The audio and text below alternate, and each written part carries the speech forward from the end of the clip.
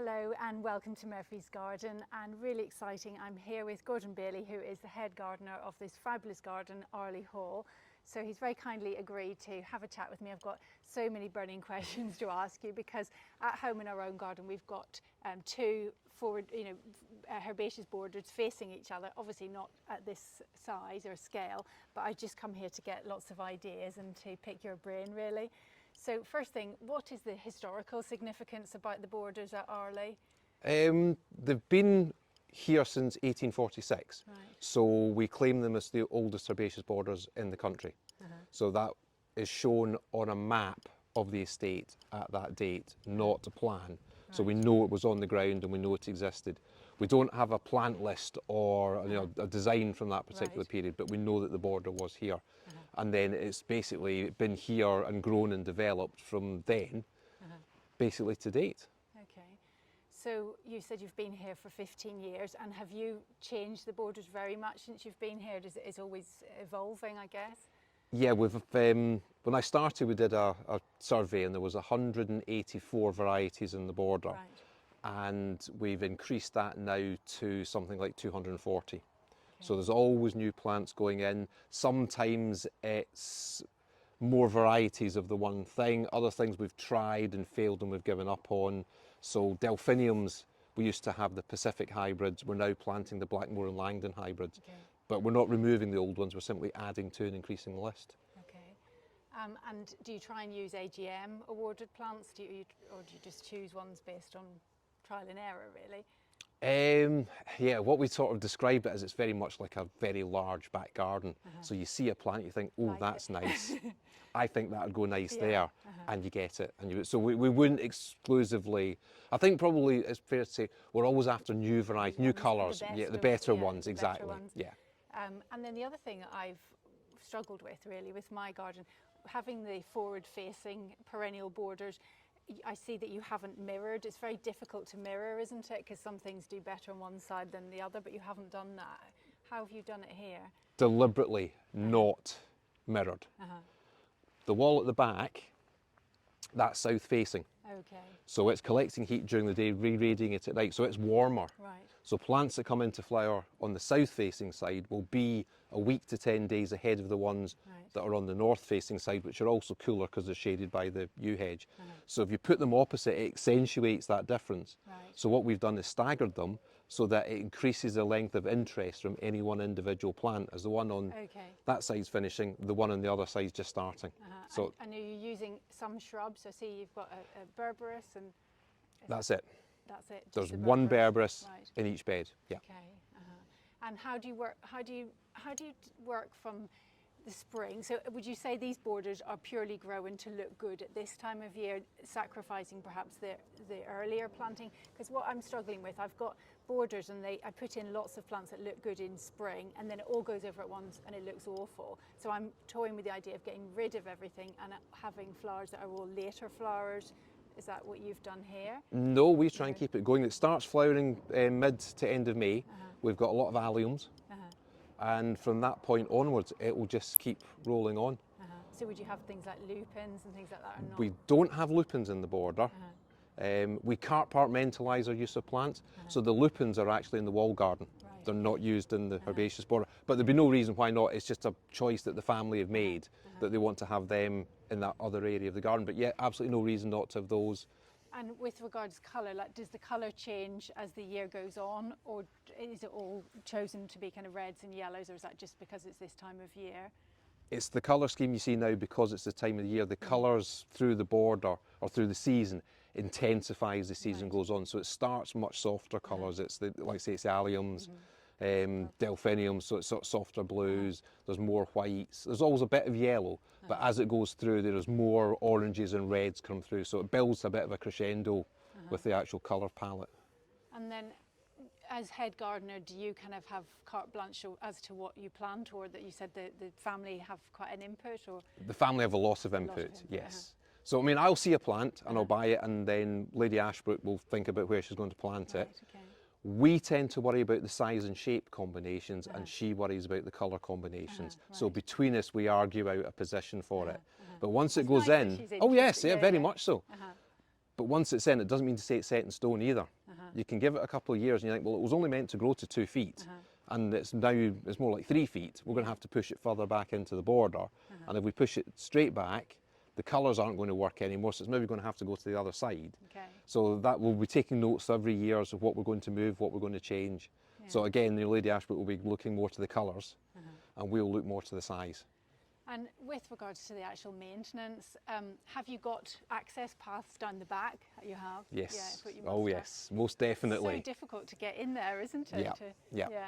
Because to deadhead and things like that must be quite tricky. Well, all the plants have got plant supports around them. Right. I mean, most of them you won't be able to see, but they've all got supports. Yeah. So each plant has its own individual space. So we're not a frothy border where things grow into each other. There is the ability to push between the two groups of plants. So like you say, you can deadhead. And if things get bigger and bigger, then you'll cut, dig Yes, up we lift, divide, replant. So they've got a sort of an allocated area that we're going to try and keep them in, basically. Do you do your cut back in the winter, or do you do that in spring? We get very impatient towards the end of the year, waiting for the first frost. You've got a lot to do. As soon as we get that frost, we get in and we chop the whole lot down. Oh, do you? Yeah. Because, as I said, you know, we've made lists of what things that we want to move. You want to do it while it's fresh in your memory. And then there's also, you know, there's the rule about lifting and dividing herbaceous once every 3 years. Do that in the autumn. Well, there's no way we're going to do all of it. No. The whole thing in one, you know, every third year we're going to try and tackle that whole lot. It'd be mayhem. Nor do we want to do a third of it because it would be recessed back. So we pick plant groups and we'll go round and do those. Exactly. And then so over a 3-4 year rotation we'll have done everything we want to do, but not everything in the 1 year. So we've got that list, so we'll decide the plant group that we think needs tackling the most. So we'll do that first. Yeah, and then we'll do the next one and the next one until usually it gets too wet and we have to stop, and then we'll start it again. So we want to get on quick. I know some people like to leave it for the, you know, the seed heads and the frost looks great on it, the spiders' webs, etc. But you can't remember by the spring. You can't remember what you were going to do, can you? No, no. So no, I like to get in and do it. And there's plenty of other bits of the garden that we can leave. So we go with that approach. And then do you mulch do you do that in the Yes, autumn then? no, we mulch in the spring. So we don't mulch until the spring. So say late February.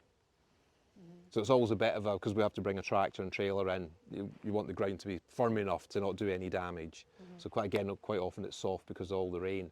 But I don't like it if the plants are actually starting to push through, because then you're putting the compost on top of them and then they look untidy. And so I want it on the border and then the plant coming up through it fresh. So you're obviously the head gardener, and I know you've already told us, but how many people have you got working in your team? There are 4 of us full-time staff in the garden, and then we've got volunteers, and we reckon there's 25 volunteers, which some do 2 hours a week, some will do 6 hours a week. I would say if you boiled them all down and reconstituted them up, we'd get another 1.5 people. So if you say 5.5 people to the garden, that's... It's not a lot. It's not a lot, no.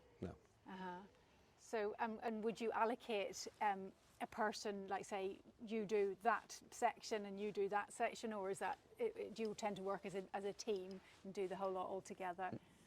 No, we allocate areas. So we have, some people work task specific, so they might be doing all the grass cutting, all the hedges and the topiary, etc. And then others have specific areas. So I look after all the production of the bedding plants, etc. in the nursery area that we have, and then I coordinate the volunteers planting all the bedding beds. My deputy looks after the day-to-day maintenance on the herbaceous border, and James looks after the shrub rose garden and the wall garden. And then some volunteers have specific areas of the garden that are theirs as well. So, you know, Elaine, who comes in on a Monday, looks after the fish garden, and if there was a spare volunteer, I would say to them to go and help Elaine, and it works that way. So it's I find that people have a style of doing things, and if you keep chopping and changing the people, the style never seems to really settle with the plants. So if one person does the same area, it's always got that even flow. Exactly, yes. Now, if you could, what are your favourite, I don't know if it's top 5 or top 10 plants you couldn't be without? What are the essential ones I must have to get a good herbaceous border to look like this? Oh, well, I mean, you could say that... free and you'd like to come and do mine, please feel free. Well, the plants are supposed to be like children, you know. You're not supposed to have favourites. The eupatoriums. definitely like the Is that eupatoriums. purpureum? Yes, yeah. 'Cause I've got the other one and it's not nearly as nice. And I have got this one as well, but we're just saying. Rugosa chocolate as well. That's nice. I like that one. The dark foliage one, yeah, which may flower at the end of a good year, but not always. Oh, what else? Your heleniums are so tall. Is that what? It's just because of the ground condition, because it's been looked after so well. You've got clay. We're based on a clay soil, yes, and heavy you've been mulching for 200 years. Yes, exactly. So the plants are generally bigger than you would be. Have you got echinacea or not? No, we can't grow echinacea. Oh, why is that? Is that because it's too wet in the winter and they rot? So, and we stick to it as a pure border. We could lift them and bring them in, but we don't. No, it's too much. It's too much hassle. But we do the dahlias and lift them in. And I've got echinacea, but they didn't do so well. And I was told that because I was mulching, they thrive in quite poor soil. Yes. So then you don't know. So perhaps you shouldn't mulch them. Yeah, them. Yes. If you know your area, then you can mark that round and not put on that. Olivia, have you got any more questions? Yes, I do. I was just going to ask about the logistics of your hedge cutting. Oh yes, when do you cut the hedge? Is it a nightmare to pick up and all that kind of stuff? How long does it take? Well, where are we now? We're at the end of August, so we're about to start cutting the new hedges, and that will take us most of September to go round and do. And we've already done the Ilex Avenue. That's been done. And box was obviously done round about Derby Day, so we sort of try and stick to those little traditions if we can. Where you've got the grass at the bottom of the hedges, it's fine, it's great, you can clear up, but down the back of the borders, etc., sometimes we actually leave it, and then we'll tidy it up in the winter once we've chopped everything down and we can get at it. It's one of those things, if it can't be seen, but the eye, the eye doesn't see, the heart doesn't grieve over, so we'll leave some of those bits, but yeah, it is a bit of a fiddle raking it up, to be fair. But it's just one of those curses. And do you find there's any competition between the hedging and the planting? No, we don't seem to have. No, it seems to be. I mean, we did cut the yew hedges back about 6 years ago, so they went right back to the centre, and they've been regrowing. Yes, yeah. So that helps to keep them basically in their space. Yeah.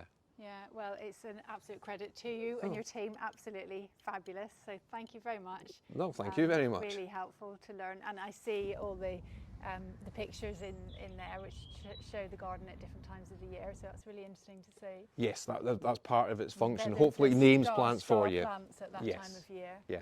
But also, if you're here in May, you'll see that there's interesting things in July, August. So hopefully, encourages people to come back and have a second look.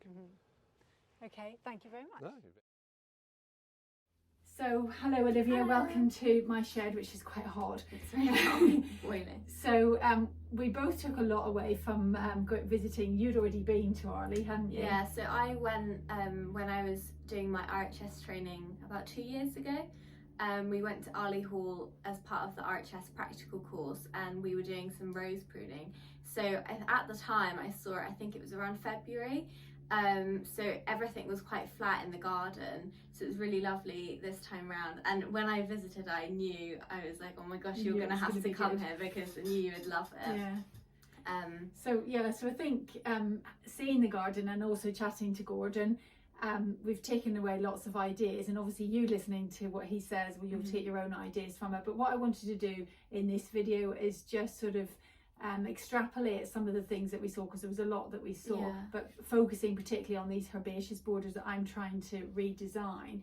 And so probably the first thing that you've just touched on is the evergreen structure. So even though all those herbaceous plants die right back to the ground, it still looked quite strong. Yeah, it really did. And I think the thing that struck me in his garden was, it's not, from his perspective, he's not trying to get a garden that is all year round in those borders, and because they have so much space and so many other little hidden gardens where they can provide that seasonal interest, for those herbaceous borders it's more about providing that interest and that crescendo that you keep saying. So like building it up throughout the seasons and then having a burst of planting and a burst of colour. It builds this level of excitement. But it's not about like, I think he said he had alliums in there, but he didn't have loads of like tulip bulbs and all these other things that kind of get in the way which and we stagger have, that. we kind of made the mistake of doing, having everything looking fabulous in May, and then it just looked flat for the rest of the... But ultimately as well, that's not achievable. We're just really lucky because we've got a big garden that we can have that. I think we need to repeat that ourselves, where it's less about itty bitty, because we've got that cottage garden feeling in the lower garden already, which looks lovely because you're up close with the planting, so it can be more self-seeding and you can let it go to seed more, because you want that individuality of planting. Whereas these big borders, you want that wow factor and the big structure of the planting and the colour, rather than itty bitty things that we've had before and didn't work. So the other thing that he that was quite plain at Arley, and we chatted to Gordon about it, how having mirrored borders facing each other, I've struggled with, you know, copying the thing on both sides, and it just didn't work. But what he's done is repeat the same colours, repeat the same plants and forms again and again, but not symmetrical. But I think it works so well, because I think you have that natural intuition when you do things symmetrically to just instinctively mirror. And it made for a more interesting border, didn't it? Yeah, definitely. And I don't know, it just it worked so well, because it was the planting was mirrored, but it wasn't. And also you can't look at both sides at once anyway. Like you physically can't look. So you're going like that, and it makes you go, particularly at such a long border like that. It made your eye bounce up the border, didn't it? Yeah. So that's something that I won't try and do, which I have in the past. And again, Gordon sort of reiterated the issue. They've got a wall on one side and a hedge on the other, and they're different the different plants. But I've got that. Any garden would have different sort of little mini climates within a border, so that avoids that. So that's definitely something I would do. And then the next point that we talked about was having your own style. And now Arley, I'm looking more at perhaps more kind of prairie type planting, like the stuff we saw at Bridgewater. But Arley has this historical link that he talked about to that this is one of the very first perennial borders. So he can't really put in lots of grasses and lots of non-traditional perennials. And I think that's the thing. Sometimes with horticulture and with fashions and trends in anything in life, really, because you see so much of it, you feel the influence like, oh, I should be doing that because that's what everyone's doing. But if you have a strong style that you particularly like, stick with it and roll with it. Don't let people change your perceptions, or if you like it, go with it and make it work for your garden. Don't be influenced by external things. And like with our house as well, it's so symmetrical, very classical. It's a Georgian house. So if we had, I don't know, loads of modern things in the garden, it just wouldn't look right with the architecture. And that's not to say you can't do it, but if you want to have it in keeping with the house, say tropical plants in our garden, it wouldn't look right. So, and I think to be a little bit critical about some of the National Trust gardens that we've been to, I did a video on Belton House, and having gone there when the children were little and going back there all these years later, I was quite disappointed with the planting, because they used to have these kind of big planting schemes, you know, traditional planting schemes, and they've moved away and followed the kind of fashion for, you know, just letting things go, letting things self-seed, and it honestly in places didn't look good at all. It didn't go with what you would expect from a beautiful house like that. I think sometimes it's trying to get that balance between you're moving with the times and still keeping an updated feel for the garden, staying relevant, but also reflecting the traditional past of what it once was. And like annual planting and things like that has gone quite out of fashion recently, but we went to a park recently and it looked so beautiful. I'm not the biggest fan of annual planting, but it was so well done. And I think if you're going to commit to something like that, do it well. Oh no, definitely. So moving on to the next bit, which was choosing plants to suit your own garden. So although as tempting as it is to go and look at Arley and then copy and paste, and I could quite easily do that. In fact, a lot of the plants that they had, I have got a lot of them. But there are ones there that are doing really well and were really big and impressive, but which struggle in our garden.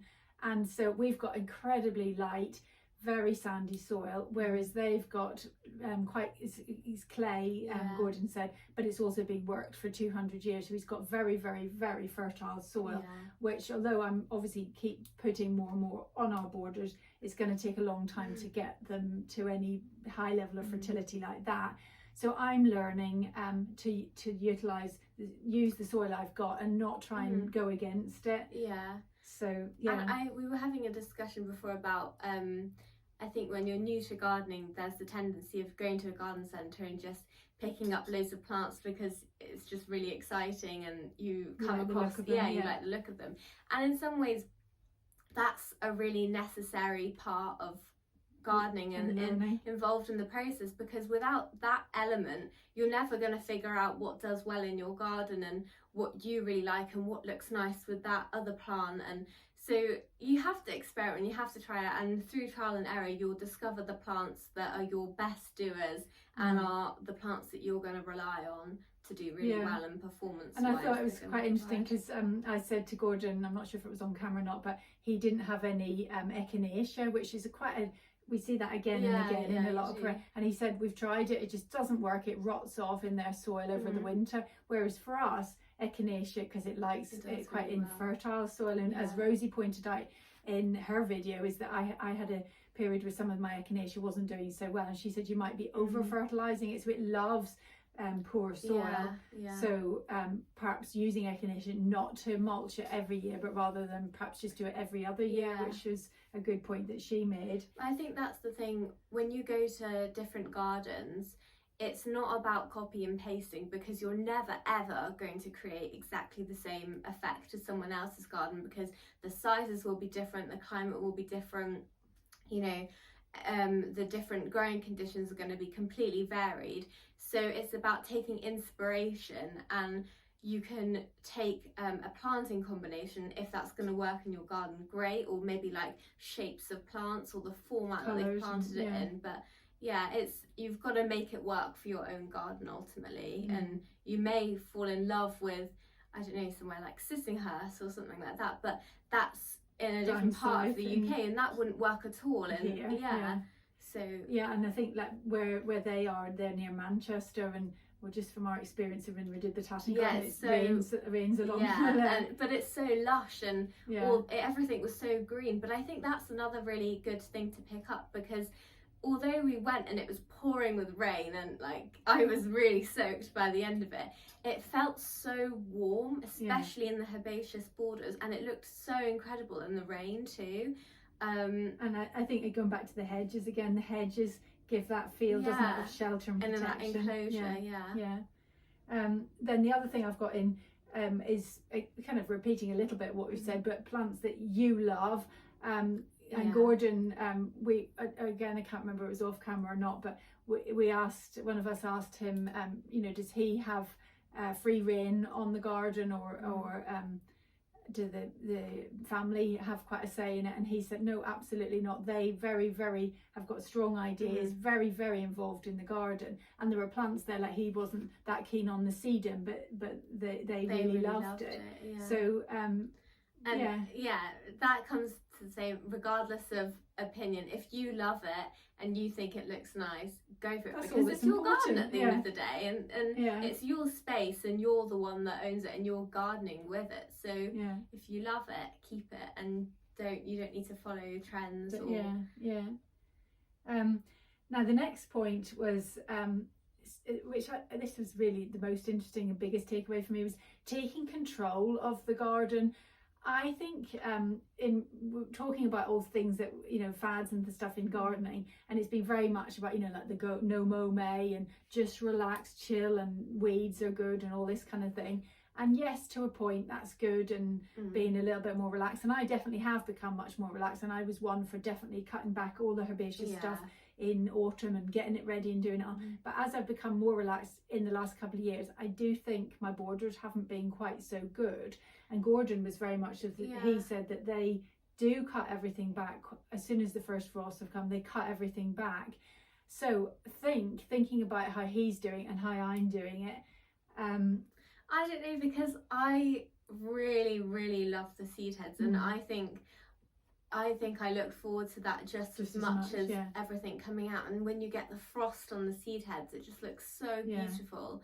But the problem is, I definitely find that if I want to make changes, and perhaps it's because I'm not note making enough, but if I want to make changes, by the time the spring comes, I'm like, I can't remember. I really can't remember what I was going to do. So either I get better at that, or make, like he said, he did some of the herbaceous stuff, like he did groups of herbaceous stuff. So you could would do, so for example, if we had echinaceas in our garden, you would cut back all the echinaceas and split them. So you would do one plant at a time every third year, which was a good point. So you could leave all the other seed heads steeper and things like that. So you have a rotation where you split and you divide, all that sort of thing. And then also about kind of the maintenance of the borders, he talked about having an allotted space for a plant. So you know, obviously things get bigger and bigger. I've got this the eupatorium in the lower part of the garden, which has got massive, and I definitely split it 2 years ago, but it's got massive again. But so saying that this is okay, I'm having this eupatorium, but I want it to stay in this spot and not let it get. And didn't he say something about doing the plan? What did he say? Yeah, he was saying about so like when redesigning, you're going to redesign all of your borders. So doing that plan initially of where everything is really important. But then it's just as important to the year after, the following year, and the following year after that, to keep revising the plan and looking at it. And when you kind of got everything settled, maybe 3 years after you've put in the initial plan, to then redo another plan of where everything is now that you've planted it, and whether you're happy with it, how big it's got, and all that kind of thing. But I think it's about kind of controlling what you have and not letting it become thuggish and overtake all the other plants. One plant that's everywhere. It's like a monoculture of like one plant. And also about this space, he did talk about there is a path that runs along the back of the border for maintenance purposes, which Rosie said that we really do really need that, because looking at the width of our borders, they're kind of just the same width as theirs, and they're not quite as big, but ours are still really wide. And also you've got the hedging that goes behind it, so for maintenance, for maintenance purposes, that's only going to get bigger, so it needs to be easier for you. And he said, although the plants look as if they're all sort of jam packed in, actually each plant, because it's got that allotted space, you can weave in and out round them. And they were all well staked and things like that, but you couldn't see it at all. But I presume he just keeps the stakes in throughout the whole year. Yeah, he showed actually on the Gardener's World episode of when they did Tatton, they visited Arley, and Toby Buckland did a bit, and he was showing Gordon was showing you how he did the staking, which was good. And then I think the final point is about building, we've talked about building to this crescendo. So although Gordon said there is lots of interest throughout the year in the border, from Alliums to Astrantias to Delphiniums, earlier plants, and the colours are kind of softer at the beginning of the year. But looking in the building at the end of the borders, there are pictures of all the different times of year, the months of the year. And from what we could see of that, there are lots of green lines of green throughout the border, but it isn't kind of jaw-dropping showcase. Wow. I think that's the thing, not being afraid to have just greenery in the garden. That's still just as beautiful and just as interesting, because you have all the varying forms of leaf shape and just those slight differences in greens, and that can still look so beautiful. I think sometimes people have the perception that a garden or a border has to be full of colour all year, all throughout the summer periods from May to September.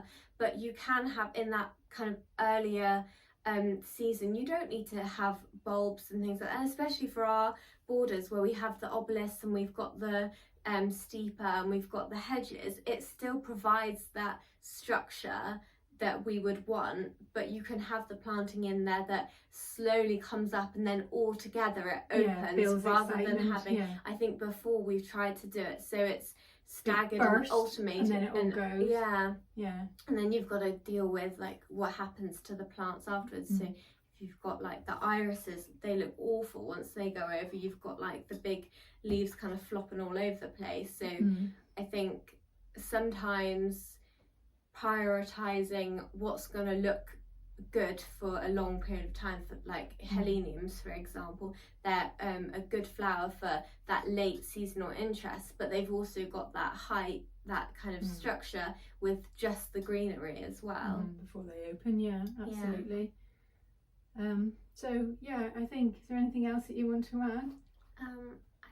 I don't know. Oh, the other thing I was going to say, you might notice I've got no fingernails, because if you haven't watched it's called Fool Me Once. Fool Me Once, or Peaky Blinders. I've never watched Peaky Blinders. Yeah, I have. I haven't watched Peaky Blinders, but Fool Me Once, Livy had seen, and she said, oh, it's really good. It's filmed at Arley Hall, so and we can have a little sneak peek into it. It looks fantastic seeing the gardens. You know, when we were watching it, it's very dramatic. It's quite dramatic and quite, as I say, nail biting, but really, really enjoyed it. So that was quite interesting to see, having visited the garden. Yeah. So I think that's all for this video. We've got a nice video next week, because we went to Arley Hall, which is in Cheshire, and then we went up to Sheffield, where Olivia is in university, and then you did a video, didn't you? A little on a tour around Sheffield, because Sheffield is quite important as a city, because they're quite innovative in terms of... It's one of the greenest cities in the UK, and there's so much going on to do with landscape architecture and city redevelopment, so it's quite an interesting one. So I took you to a few little spots where we have particularly analysed at university, but so we've done a little video just to kind of give you a different perspective on I guess gardening in a different situation. Yeah, greening up urban spaces. Yeah. And then we also visited Chatsworth, which was fabulous. I can't believe I haven't been to Chatsworth. Yeah, we went on a trip with university to Chatsworth, and the day we went, oh my gosh, it was pouring with rain. You're a bit doomed. It was freezing cold, and it was so lovely to visit again with a whole different perception, and nothing was out either. So it was so nice. I couldn't believe, I mean, it was beautiful anyway, but I was absolutely in awe of what it looked like when we went. Yeah. Lots to look forward to. Lots of videos. So thank you so much for watching, and join us again in the next video. Bye for now. Bye.